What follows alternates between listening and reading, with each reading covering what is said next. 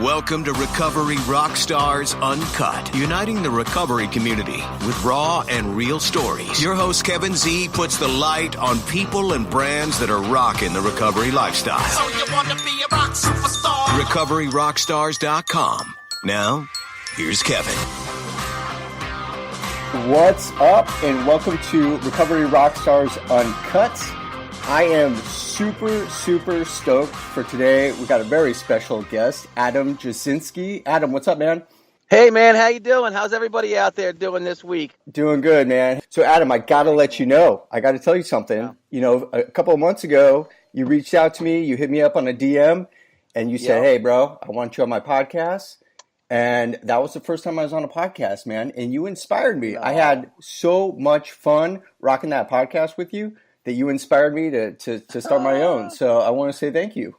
Oh, no worries, man. It's what I do. You got to inspire people some way or another. I'm glad that, I know how to pick them, and I can see what you're doing on your end with Recovery Rockstar is grabbing foot, it's helping people, and it really is a game changer for some that really need the help and the inspiration. I'm glad the podcasts are fun, man. It's a great way to express yourself. It's a great way to share for others. It's a great way to archive information. It's a great way really to, give people an opportunity to understand and learn on their own without having to, be involved in a conversation when you don't feel like it sometimes. You get what I'm saying? Absolutely. And it's a great platform to share your story. And I want to get into your story. Yeah, people might be familiar with your name. You were the winner of Big Brother back in 2008. Yep. You're also an author of My Kids on Drugs, Now What?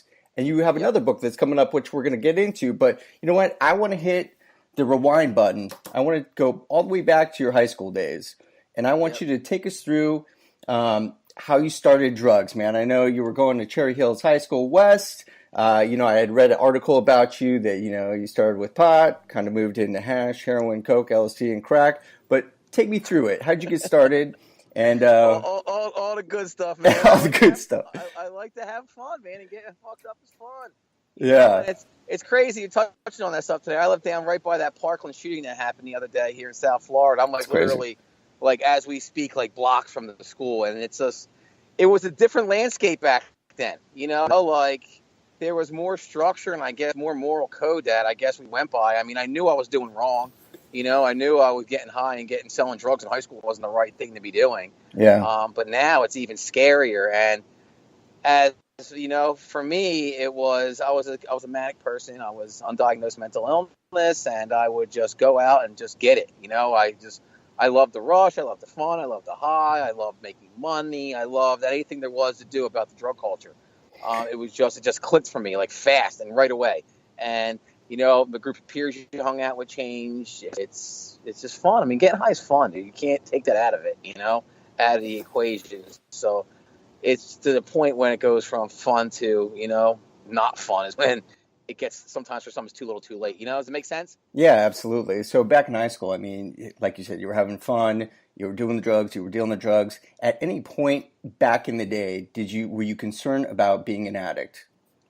Yeah, I mean, always. I mean, I did heroin a few times back then, and there was the urban legend, you do it 3 times you'll be addicted. So I was scared to death of it, So I kind of, and I'm so you're so crazy. I'll take Xanax and stop doing heroin, And that was crazy. What made sense. Yeah, and it's my brother would even be yo, you gotta switch it up. Stop doing so much coke, start doing some K. Oh my so God. It was. Yeah, that's the rationale behind things when you're getting fucked up. You think you can substitute one thing for another, and that's going to make things okay. It's not. Your body needs to get to a zero. Your body needs to reset. And I didn't learn any of this, man, until I was in my 30s. Yeah. So then, high school, you were doing drugs like a madman. I mean, it sounds like it was just everywhere. It was easily accessible. High school, college. Dude, I was telling you, I would go to North Philly where the drugs were. It was they rap about the sets, dude. And you can drive in the street. One corner's angel dust, one corner's crack, one corner's coke, one corner's heroin, one corner's wet. That's unbelievable. Is it still like that? Yeah. Where you grew up? I mean, I'm sure it is, dude. It's just I grew up in Cherry Hill. It was a 5-minute ride to Camden and a 15-minute ride to the worst parts of Philadelphia, the Badlands. So for me, I would collect all the lunch money. My dad had a motorcycle dealership, so I would get out of school early for work release. And my job wasn't going to my dad's motorcycle shop. It was collecting lunch money for drugs and going to North Philly and buying it and bringing it all back for everybody when I was done. That was my afternoons, Monday through Friday, dude, for my whole senior year of high school. It was bad. That's insane. So going through this, I mean, when you're partying all the time, obviously, did your parents knew? Were they were aware of what you were doing? How did that They knew. relationship go? They knew. I mean, listen, my boy's mom got a settlement for like a couple $1 million, dude, and I was like being paid like 800 to 1,000 a day to Oh be my her God. crack chauffeur, dude. It was Are insane. you Like, serious? and I was just like a young kid, just leveraging what you can, man. Just like a con artist at heart, I guess. It's just you got to do what you got to do. You go where the money's at. But back to my parents, they knew, man. They knew something was messed up. They knew I wasn't right. I lost a ton of weight. You know, I was looking like a crackhead. I was smoking crack in high school, man. It was bad. What was your relationship with your parents? I mean, I read some of the Awesome, articles about you. awesome. Yeah, and I was gonna say, it sounds like you have an incredible relationship. Like I followed you on Instagram. I see, you're promoting your dad all the time. You guys seem to be extremely close. Listen, my mom in high school, she worked for. It's funny because now I'm in genetic sales and laboratory sales. My mom was like a big dog at LabCorp. So before they had at-home drug tests and instant drug tests, I would come home in high school and it'd be a plastic cup at the table with cellophane. She would pee in the cup and take it to work. So for me, that's kind of what sidetracked me from the real hard. Got off of that and back onto a good track in college because she was that aggressive a parent that she would make sure that she was vigilant about what I was doing. She knew something was up. She knew I was lying and bullshit. She knew I wasn't just smoking fucking weed. So she put the drug test on the table. So whenever I came home that door, hell or high water. So, like, I didn't want to embarrass my mom, you know what I mean? So I kind of stopped doing the hard stuff, let it get out of my system. And the funny story I read about in the book, one time I went into the bathroom to pee, and I saw pee in the toilet, and I dipped the cup in the water, and I sent it in. It was my dad's pee, and it was positive for marijuana. Sorry, Dad. So I was like, I didn't tell on him, you know what I mean? But I guess the old man was getting smoked out, and I kind of like, that bought me a week to get the hard stuff out of my system. And then after that went away, I ended up, getting off the heroin and the crack and stuff for the rest of my senior year and kind of, clean myself up. And like the sad part is I'm a manic bipolar guy, so I'm a super smart dude. So I had like kick-ass fucking grades, man. Like I got accepted like. That's what I was going to ask. So you're doing all these drugs back in high school, your senior year, but you're still functioning and getting good grades? I was bored, man. Like I was bored in school. Like I had an A in English, but they failed me because I missed like half the days of school, and I still had an A in the class. So for me, I was like kind of treating like I was at college and high school. And nowadays, it's so crazy. Like my stepkid, her senior year in high school, she spent at FAU. They paid for her whole college and her whole books for the first year. So now it's kind of, I don't know if it's just Florida how the schools are or how it was where I was from, but it wasn't like that. Like it was like strict. You have to be there from ring of the bell to the close of the bell, or else you're getting penalized. So that for me, it kind of messed me up a little bit, and it was kind of sad. My mom didn't even see me walk in high school. The principal held me back. I got caught with like LSD in high school. All kinds of crazy stories, man. Like I just love the high of getting the drugs, having the drugs, and selling the drugs. I think more so than doing the drugs. That was my kind of problem. It kind of like fed my mania, if that makes sense. And it all like the lights came on like decades later when I finally figured out what my real issues were with the mental health. So you have siblings, right? Is it just a brother? Yeah, a brother. Me and my little brother Jarrett. That's it.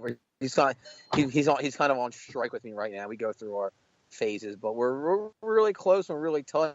He was my younger brother. He was like a year and 5 months younger or something like that. So it's kind of like I had to go first with everything. So I was the one that did all the trial and error type stuff. Well, I was going to say, growing up, I mean, was he on the same page? You guys used to party together, or was he on the opposite end of the spectrum? And he's going, "What the fuck are you doing with your life, Adam?" He was like my brother's completely fucking nuts, So he learned what like not to do. The good one, I was the crazy one. So it all worked out, man. It was good. It was nice for everybody, in the end. But at those times, like. It's crazy. Like we've seen me getting arrested and going to jail and getting in trouble and all the crazy stories that happened to me. It's just really what the hell my parents. You don't realize what you're putting your family through. It's like not only does addiction really tear apart the drug addict, it's the family that really gets crippled because there's so much divorce and stuff. And like my parents were like, it was bad, but they're still together. They're still happy, which is a blessing in itself. But so how did they react? You said you went to jail a few times. Through this whole process, through high school and through college. And when you got out of college, I mean, how did they react? I got locked up as a juvenile 2-3 times. I got locked up in Italy, and in France, actually selling hash. I went. I got the big charge. It was with after Big Brother. I won the $500,000, and that just completely fueled it. And a good point that I want everyone to know is, like, I was 3 months clean in that Big Brother house. Like, I brought pills with me. I got caught with the pills. I stopped taking them. I went through withdrawal. I was sober 3 months, man. And I was like, I'm going to be good. I can party again. I can start a little bit. And that addiction, I didn't even think I was an addict, because addicts are pussies, addicts are quitters. I don't need no rehab. I got this myself. I'm going to be clean for a little bit. I couldn't stay clean for 48 hours if I got out of the Big Brother house. That's how bad it is. It's like the addiction stays dormant. If you don't go through treatment, if you don't work a program, if you don't have some sort of way you address it, it goes dormant, and it's there whenever it's ready. When I got out of jail, okay, crazy story. When I got out of jail, right, I didn't smoke cigarettes. The last cigarette I ever smoked in my life, I was like, I'm going to go to jail for 4 years, right before sentencing. I was like, this is my last cigarette, because if I don't smoke again, I'll buy the 4 years back, by not being a tobacco addict, by not smoking cigarettes. So the day I got out of jail, 4 years later, I swear to you, the second I go off the bus from freaking prison, I reach for my pockets for cigarettes and for my lighter. And that's 4 years without a cigarette, without a craving, without a want. The day I got off the bus, man, I reached for my cigarettes in my pocket 4 years later. Wow. So it just goes to show you, it's still there. Those habits are still there, even though you're in rehab or when you're in an arena or a space where you're not access, where, you don't withdraw from cigarettes when you get locked up in prison, because in your mind you can't smoke. Yeah. So you're not doing nothing to help yourself. Then 4 years later, boom, I went to the cigarette. So it was a fight for me not to do that, but I went through it and got over that hump. So the same is kind of in recovery, is when, if you're sitting in a rehab for 90 days, don't come out thinking you're going to be able to figure this out. All those feelings and all those old habits are going to rush back immediately. And to fast forward, I guess now, the most important part I feel in recovery is after the rehab. It's what's next. It's the aftercare. So I want to get to this, but I want you to take us through that rock bottom moment, Adam. Take us through that rock bottom moment. So, well, when you get locked up and you're laying on the bench and you're mad that you can't do coke no more, that was the worst part of that. Not that, I lost money, not that my parents, not the embarrassment. I was legit on a bench in prison, like, fuck, I can't do coke no more. Like, that was what came down to. You're serious? That's what it came down to? That was your thought? Yeah, that's like, why would the one feeling of all that happen was the thought that I was mad and upset that I can't do cocaine though. Now, how long did that thought last? That's what I was most upset about. Yeah. How long did that thought last before, until a few months, like a month, you know what I'm saying? It lingers with you through treatment and through recovery, like, oh, not never, I'll just get better and do it later. And eventually once I got to that rock bottom point, and I was never in a rehab. I never learned about principles of, mental health and recovery. But once I started figuring out myself, I was full blown, dove into, I got to figure out why I do this shit so I don't ever do it again. The day I got locked up, I was up for 4 days. I didn't sleep. I was doing coke for days. And I got locked up, rock bottom, on the bench, in the jail. And I was like, fuck, I can't do coke no more. Not like, fuck, I got locked up. Damn, I'm going to go to jail. Like, my parents are going to kill me. Like, none of that shit that I care about. I only really cared about the fact that I couldn't do cocaine no more. Which is, for me, it's kind of pathetic now looking back at it, but that's how much I cared about it. That's how much I loved doing drugs. That was what all my life centered around, circled around, and revolved around was me getting high. Wow. And even though while you're getting high, you don't think that. You don't think that's how you're acting. You don't think that's what your life's about. You think you got it under control. You think you're cool, you got it, you're having fun. But you're not having fun no more. Yeah. Like, you have fun for that hour. The most fun part for me was actually in the car waiting to get the drugs. Was the funnest part. Once I got high, once I was doing coke, I had enough to last me for a fucking week. Jeez. Yeah. So it was just bad, man. And I just don't ever want to go back there again. How long were you in prison? 4 years I ended up doing. And then the day you got out, take me through that day. I mean, you see your parents were obviously visiting you in prison. Yeah. They were there. They were supporting. They drove to Morgantown, West Virginia, dude, once a month. Like, they're the best, dude. Like, seriously. Like, I was in the federal prison, so I was legit on Con Air, dude. Like, they flew me from Brooklyn, from New York to Oklahoma City on Con Air. Then the airport's on the runway, dude. The jail's on the runway, the airport. That's so insane. The plane lands and pulls up to the fucking hangar. And you got to walk with the chain gang up the runway. Like, a guy like Hannibal Lecter was sitting in the front of the plane, strapped down, like complete animals. You're like, holy shit. Weren't you freaking out? Holy shit. It was nuts, man. Yeah. It was nuts. There was the dude got legit was in a hand truck. They hand trucked this guy onto the airplane. Oh my god. Hannibal Lecter style. I know, man. That was after you go through all